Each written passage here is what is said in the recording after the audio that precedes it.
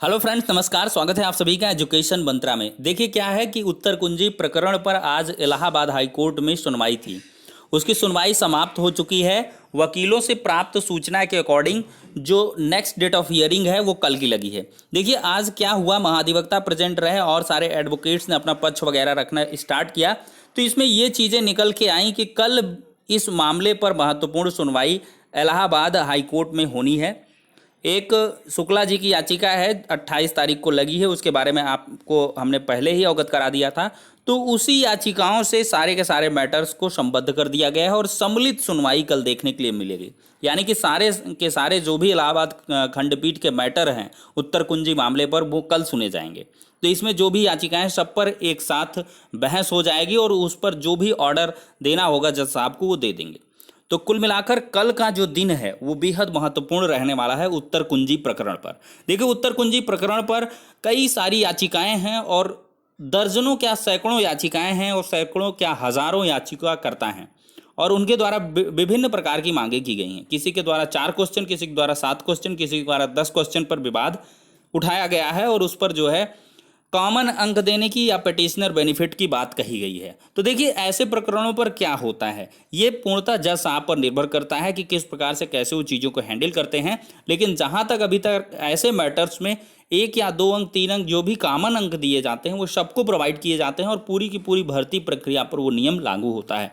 तो कुल मिलाकर अगर 1 से 2 अंक कॉमन दिए जाते हैं तो अवश्य ही इससे क्या होगा कि बहुत ज़्यादा प्रभावित हो जाएगा मामला। देखिए अगर 2 अंक भी कॉमन दे दिए गए तो फिर क्या होगा कि इससे स्थितियां क्या होंगी, गड़बड़ाएंगी। फिर से सारे के सारे डेटा को कंपाइल करना पड़ेगा, उसमें सॉफ्टवेयर में अलग फिर बढ़ाना घटाना ये सब चीज़ें होंगी। तो हमें जहाँ तक लगता है कि कल जो सुनवाई है वो पूरी तरीके से ये निर्धारित कर देगी कि भर्ती प्रक्रिया सुचारू रूप से चलती रहेगी या उस पर स्टे भी हो सकता है। देखिए स्टे की संभावनाएं बहुत ही न्यून है, बहुत ही कम है।